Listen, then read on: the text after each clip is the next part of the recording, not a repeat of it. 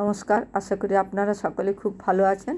আজ আমি বাড়িতে ছানার কোপ্তা কারি বানিয়েছিলাম, সেটাই দেখাবো আপনাদের কিভাবে করলাম। এখন আমি ছানাটা ভালো করে মেখে নিচ্ছি। এই দেখুন, ছানাটা খুব মসৃণ করে মেখে নিতে হবে। আমি ছানাতে একটু চিনি, সামান্য লবণ, একটু জিরে গুঁড়ো এবং একটু লঙ্কা গুঁড়ো নিচ্ছি, এগুলো সব একসাথে মিশিয়ে দিলাম। দিয়ে এটা ভালো করে মেখে নিতে হবে। আমি একটা বাটিতে একটু ময়দাও নিয়েছি, 3-4 চামচ মতো, কারণ ময়দাটা দিয়ে যদি মাখিয়ে নিই তাহলে ছানার চিটটা ভালো হবে এবং কোপ্তাগুলো সুন্দর করা হবে, এগুলো ভেঙে যাবে না। এখন আমি ময়দাটা দিয়ে ছানাটা ভালো করে মাখিয়ে নিচ্ছি। এটা আমার প্রায় 700 মতো দুধের ছানা। বাড়িতে দুধটা কেটে গেছিলো, তাই সেই দুধটা দিয়ে ভাবলাম তরকারি করব, বানিয়ে নিই ছানাটা। এখন আমি ছানাটা ভালো করে মাখিয়ে নিচ্ছি। এখন দেখুন খুব সুন্দর করে আমার ছানাটা মাখানো হয়ে গেছে। এখন মণ্ডটা তৈরি করে নিয়েছি। মণ্ডটা থেকে আমি লেচি কেটে নিচ্ছি। আমি আমার সাইজ মতো লেচি কেটে নিয়েছি গোল গোল করে। আপনারা আপনাদের মতো সাইজ এবং শেপ দেবেন। এখন আমার অনেকগুলো কোপ্তা হয়ে গেছে।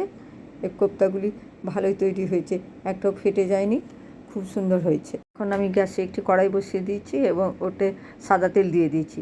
কোপ্তাগুলি আস্তে আস্তে ওতে দিয়ে দিচ্ছি। গ্যাসের ফ্লেমটা আমি মিডিয়াম টু লোতে রেখেছি। এখন কোপ্তাগুলি আমি ভালো করে নেড়ে চেড়ে গোল্ডেন ব্রাউন কালার করে ভেজে নেব।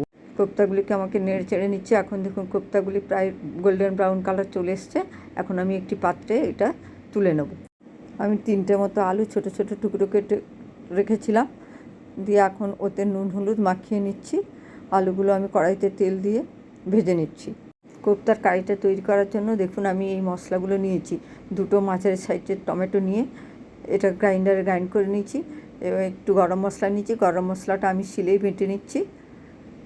এই দেখুন গরম মশলাটা আমার বাটা হয়ে গেছে। তাছাড়াও আমি একটু কাজু, কিশমিশ, বাদাম আর একটু আদা এবং কিছু শুকনো লঙ্কা, কাঁচা লঙ্কা নিয়েছিলাম, সেটাও আমি শিলেই পেস্ট করে নিয়েছি।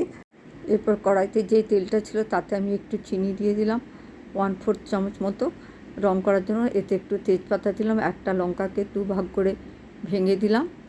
এরপর আমি আস্তে আস্তে এটাকে নাড়বো। আর মনে হচ্ছে তেলের পরিমাণটা কম আছে, সেই জন্য আমি আর একটু তেল দিলাম এবং যেই মশলাটা আমি বেটে রেখেছিলাম সেই মশলাটা আমি এতে দিয়ে দিলাম। এখন মশলাটা দিয়ে ভালো করে ভেজে নিতে হবে, মশলাটাকে কষতে হবে।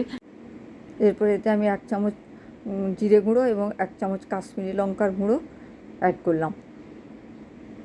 এই দুটো দিয়ে আবার একটু ভালো করে নেড়ে নিলাম।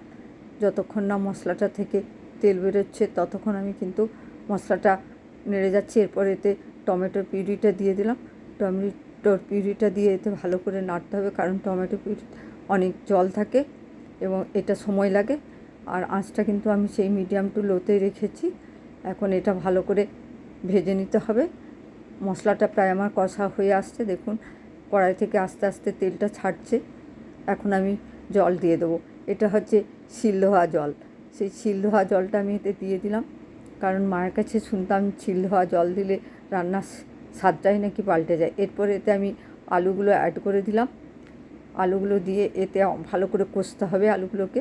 এখন মশলার সাথে আলুগুলোকে ভালো করে কষে নিতে হবে। মা তখন বলতো শিল ধোয়া জলটা দিলে নাকি টেস্টটা পাল্টে যায়। জানি না কতটা কি, আমিও দিয়ে দিয়েছি কিন্তু জলটা। এখন কষে যাচ্ছে। এরপরে আলুটা সেদ্ধ হয়েছে নাকি দেখলাম। আলুটা সেদ্ধ হয়ে গেছে, ফুটে গেছে। এখন আমি এতে কোপ্তাগুলো দিয়ে দিলাম। কোপ্তাগুলো দেওয়ার পর এটা ভালো করে নেড়ে চেড়ে নিলাম। তরকারি প্রায় কমপ্লিটের দিকে। দেখুন এর কালারটাও চেঞ্জ হয়ে গেছে। এখন আমি এটা গ্যাস থেকে নামিয়ে নেব।